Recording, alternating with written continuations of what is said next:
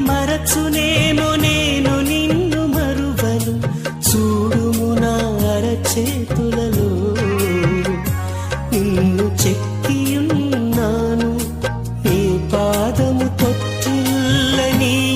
నేను నిన్ను కాపాడువాడు కునుకడు నిదురపోడు అని చెప్పి వాగ్దానం చేసిన యేసయ్యా తల్లిలా లాలించును